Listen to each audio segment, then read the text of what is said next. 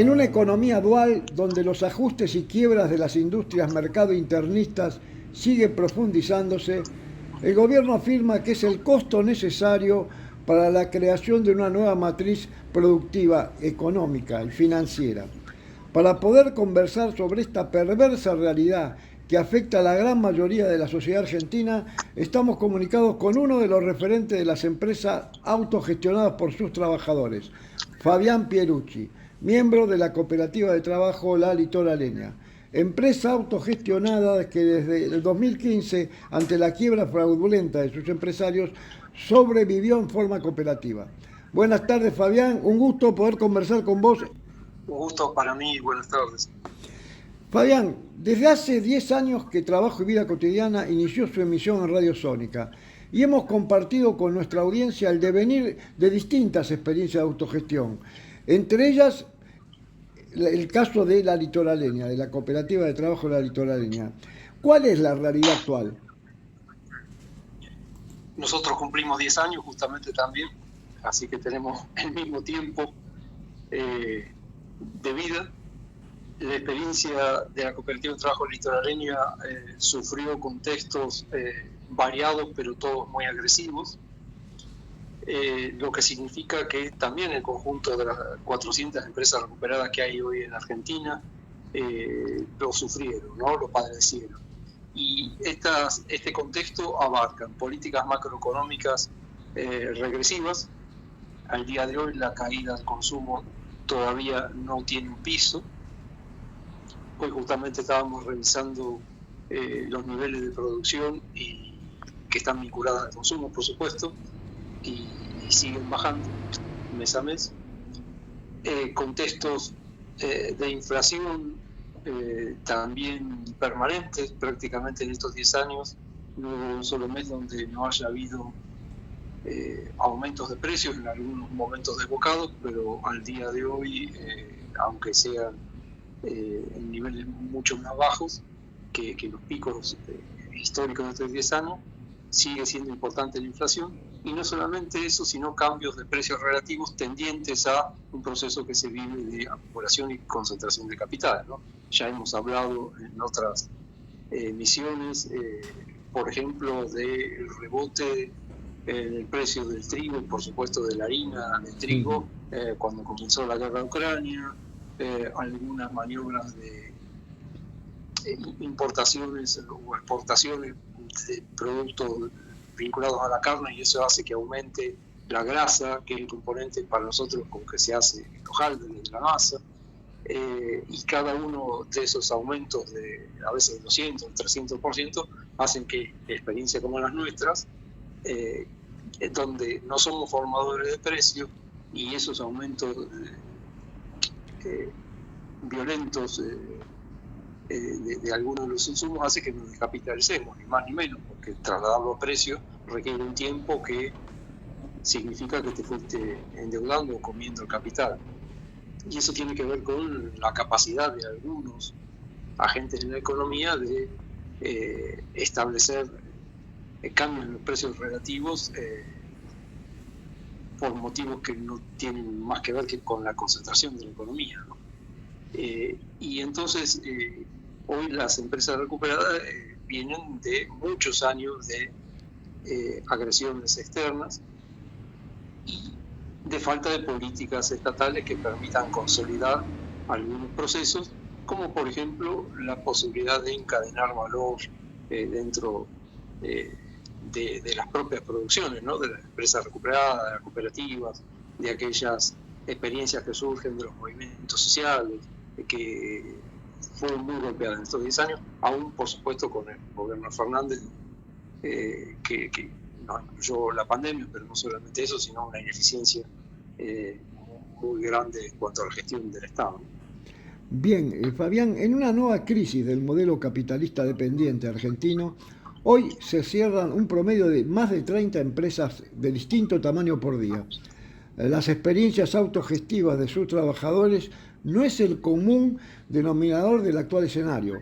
¿qué variables de la actual situación económica y subjetiva se han modificado en función de lo que era hace más de 20 años, cuando la crisis del 2001 llevó a que muchas empresas fueran recuperadas por sus trabajadores?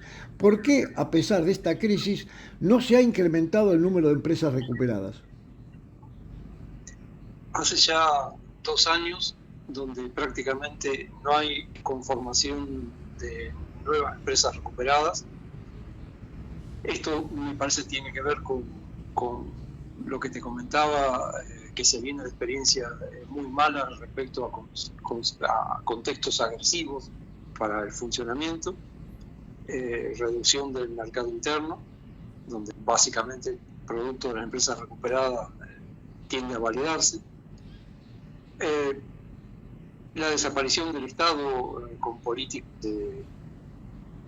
favorables, de apoyo, de sostenimiento, de promoción. Y me parece que también hay un componente ideológico muy fuerte, que es que por derecha tuvieron un ataque muy fuerte. Hoy la discusión de la ley de propiedad privada, que hace que parezca como si fuera una mala palabra que el Estado pueda expropiar respecto a una experiencia de utilidad pública, que puede ser la construcción de un camino, pero puede ser también preservar una fábrica en funcionamiento, que es un capital invaluable. Eso no se entiende. Pero también desde la izquierda, que no comprendió la necesidad de pensar en nuevos paradigmas respecto a la gestión de los medios de producción, que no sean exclusivamente los estatales, ¿no?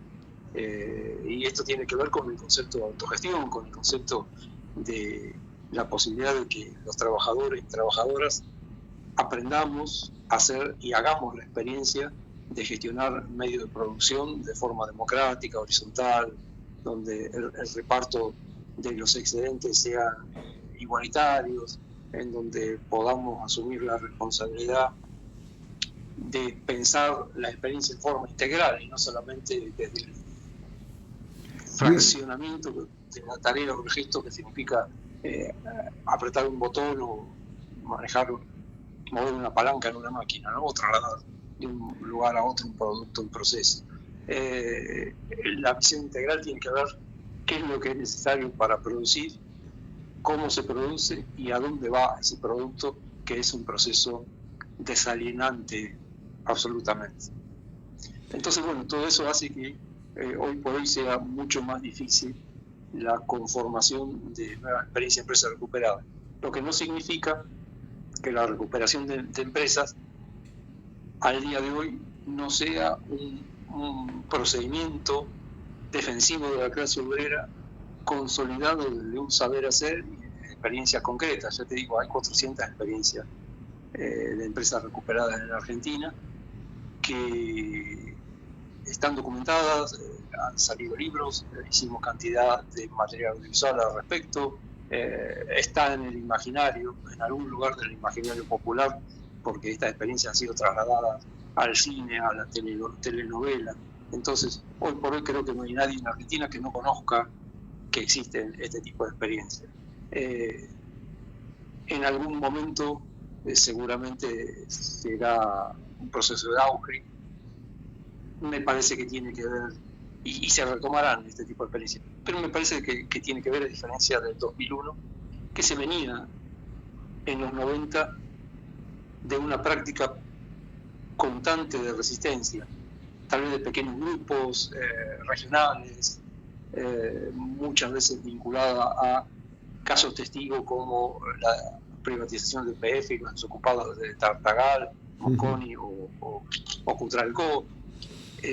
Muchas veces esas experiencias habían sido fallidas, pero que terminan surgiendo como muy masivamente en el momento previo y posterior a la crisis del 2001, ¿no?